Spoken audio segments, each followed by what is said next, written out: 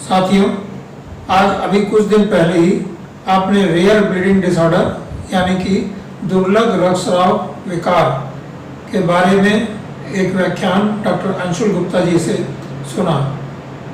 उम्मीद है आपको ये लाभप्रद सिद्ध हुआ होगा।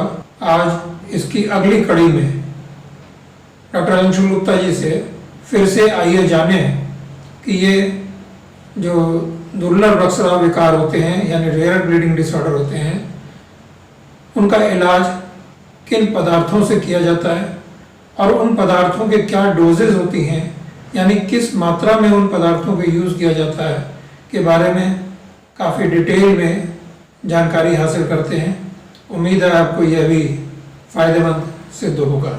आइए सुनते हैं डॉक्टर अंशुल गुप्ता जी से। धन्यवाद। आज मैं आप लोगों को दुर्लभ रक्तस्राव के केस के मरीजों में जो ग्रसित होते हैं उनमें कितनी फैक्टर की डोज देनी उचित होती है यह बताना चाहूँगा। जैसा कि मैंने बताया कि ज़्यादातर फैक्टर्स जैसे कि factor 1, factor 2, factor 5, factor 7, factor 10, इनके फैक्टर्स ज़्यादातर के हमारे मार्केट में फ्रीली अवेलेबल नहीं है एक्सेप्ट फैक्टर 7 जो कि नोवो 7 के नाम से उपलब्ध है। ज़्यादातर फैक्टर्स हमारे आज की तारीख में इंडियन मार्केट में अवेलेबल नहीं है तथा इन ज़्यादातर मरीज़ों को हमें प्लाज्मा देने की आवश्यकता पड़ती है।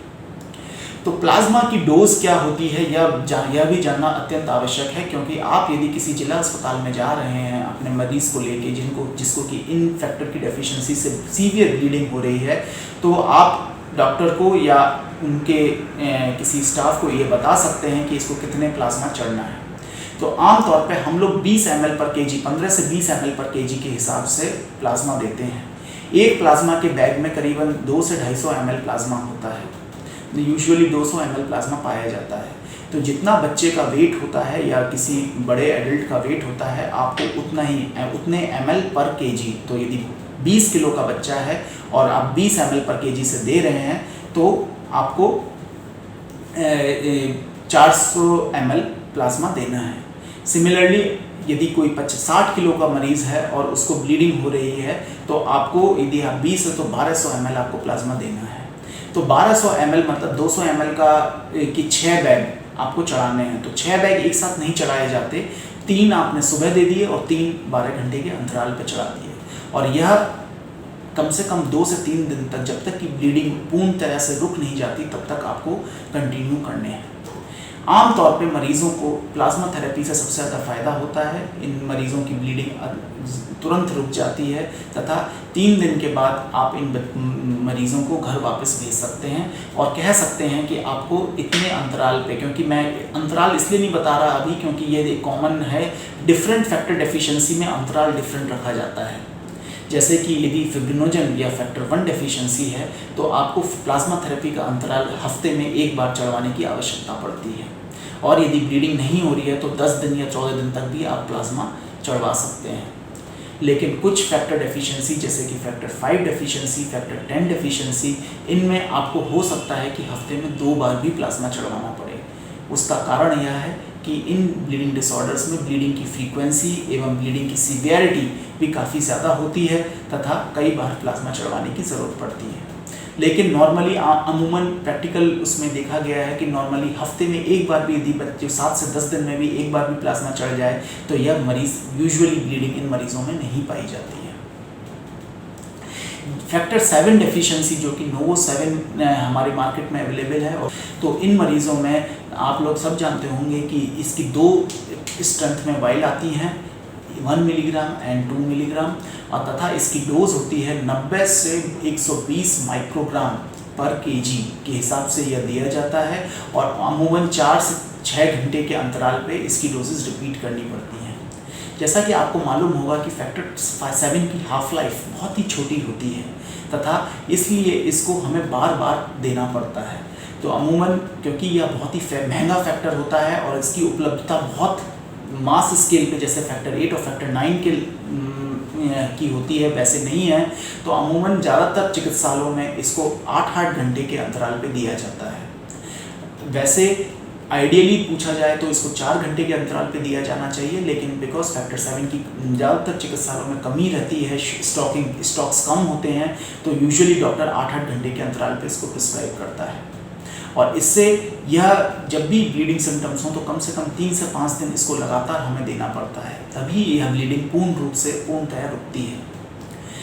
मैनेज करने का तरीका वही होता है कि हमें देखना होता है कि किस हिस्से से ब्लीडिंग है।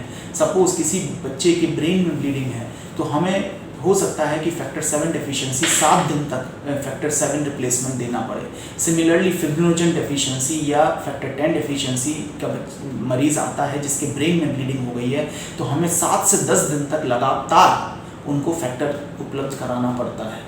और हमारा टारगेट ये होता है कि अमूमन कम से कम इनका फैक्टर लेवल 20% से ऊपर चला जाए, क्योंकि 20% से ऊपर यदि फैक्टर लेवल आ जाता है तो अमूमन ब्लीडिंग उस चीज़ से रुक जाती है और उसका पीटी भी नॉर्मल होने लगता है। काफ़ी मरीज़ों को जिनको सीरियस ब्लीडिंग होती है या तो पेट में या ब्रेन में, तो उनको सर्जरी की भी आवश्यकता पड़ती है। तथा आपको जल्द से जल्द, खाली ब्लीडिंग रोकना ही हमारा मकसद नहीं होता है, क्योंकि जो ब्लीडिंग हो चुकी है उसको फिर निकालना भी होता है, तो उसके लिए हमें सर्जन्स की मदद लेनी होती है।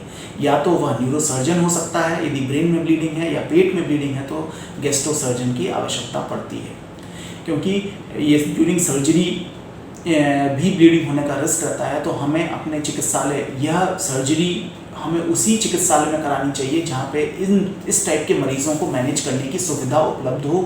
दूसरा प्रोडक्ट जो हम इस्तेमाल कर सकते हैं वह है क्रायोप्रेसिपिटेट, लेकिन क्रायोप्रेसिपिटेट हर रेयर क्लॉटिंग फैक्टर डेफिशिएंसी में हम इस्तेमाल नहीं कर सकते। क्रायोप्रेसिपिटेट सिर्फ हम फिब्रिनोजन डेफिशिएंसी, फैक्टर 13 डेफिशिएंसी में ही इस्तेमाल कर सकते हैं।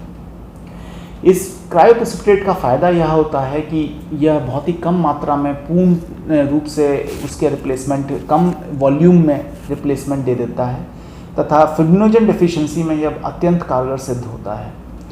ज़्यादातर अस्पतालों में क्रायोप्रेसिपिटेट की सुविधा उपलब्ध होती है, तथा यदि आप किसी भी मेडिकल कॉलेज में जाएंगे तो आपको यह क्रायोप्रेसिपिटेट मिलने की संभावना अत्यंत इजीली मिलने की रहती है सुविधा, तथा आपको यह क्रायोप्रेसिपिटेट लगवाना पड़ता है। डोज हम ये मान के चलते हैं कि हर 10 kg पे 1 बैग चलाना पड़ता है।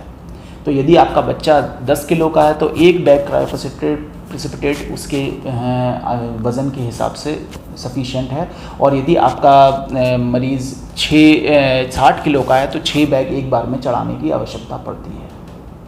अमूमन या जैसा कि मैंने पहले कहा था कि ब्लीडिंग के मैनिफेस्टेशंस पर डिपेंड करता है कि आपको कितने समय तक क्रायोप्रेसिपिटेट रिप्लेसमेंट थेरेपी देनी है। तो वह नॉर्मली जैसे कि लाइफ थ्रेटनिंग ब्लीडिंग जहाँ होती है, जहाँ पे जान जाने का खतरा रहता है, वहाँ पे जैसे कि ब्रेन में ब्लीडिंग, पेट के अंदर ब्लीडिंग, कहीं पे भी ऐसी जगह ब्लीडिंग हो रही है जहाँ पे रिस्क है लाइफ को, तो वहाँ पे हमें लंबे समय तक या फैक्टर रिप्लेसमेंट या क्रायोप्रेसिपिटेट देना पड़ता है। अमूमन ज़्यादातर हमें 7 से 10 दिन तक यह रिप्लेसमेंट थेरेपी बना के रखनी पड़ती है। तीसरा, फीबा एक बहुत ही, जैसा कि आप सभी ने जो कि इनहिबिटर्स, हीमोफीलिया मरीज़ जो कि इनहिबिटर से ग्रसित होंगे, उन्होंने यूज़ भी किया होगा, उनको फीबा लगता भी होगा अपने ब्लीडिंग सिम्टम्स के लिए। लेकिन फीबा का एक अन्य उपयोग यह इन मरीज़ों के लिए भी है जो कि फैक्टर 10 डेफिशिएंसी से ग्रसित हैं। फैक्टर 10 डेफिशिएंसी में यह बहुत ही कारगर सिद्ध होता है, क्योंकि फैक्टर 10 डेफिशिएंसी बहुत ही सीवियर ब्लीडिंग मैनिफेस्टेशंस के साथ प्रेजेंट करती है। अतः यदि हम हमारे अस्पताल में फीबा उपलब्ध है तो हमें अमूमन 30 से 50 यूनिट पर IU पर kg के हिसाब से हमें इसे देना होता है। एक रिस्क जो फीबा का सबसे ज़्यादा पाया जाता है कि कई बार किसी मरीज़ में क्लॉटिंग होने की संभावना रहती है, परंतु किसी भी लाइफ थ्रेटनिंग ब्लीड में यह काफ़ी कारगर सिद्ध होता है। तो प्रोथ्रोम्बिन डेफिशिएंसी में भी यह यूज़ किया जा सकता है। प्रोथ्रोम्बिन डेफिशिएंसी जो कि फैक्टर 2 डेफिशिएंसी कहलाती है, उसमें भी यह अच्छी तरह कारगर सिद्ध होता है, और इसमें फैक्टर 10 डेफिशिएंसी में भी यह कारगर सिद्ध होता है। फैक्टर 5 डेफिशिएंसी, जैसा कि मैंने पहले कहा था, सिर्फ उसमें प्लाज्मा थेरेपी ही काम करती है, FFP हमें चढ़वाना पड़ता है। फैक्टर 13 डेफिशिएंसी, उसमें जैसे मैंने पहले ही सब बताया कि क्रायोप्रेसिपिटेट चढ़वाने की, या फिर अभी नोवो 7 अपना नोवो 13 लेके आने वाली है मार्केट में, तो हमारे पास यह फैक्टर भी अवेलेबल होगा। फैक्टर 7 डेफिशिएंसी आप सभी जानते होंगे कि नोवो 7 के नाम से मार्केट में उपलब्ध है, तो इन मरीज़ों को फैक्टर ही देने की आवश्यकता पड़ती है। तो यह थे हमारे आज के इन रेयर कोगुलेशन फैक्टर डेफिशिएंसी के बारे में, कैसे ट्रीटमेंट करना है, कब कब कितने दिनों तक और कहाँ पे ट्रीटमेंट करना है, उसके बारे में आप लोगों को सबको हम ज्ञान देना चाहते थे। धन्यवाद।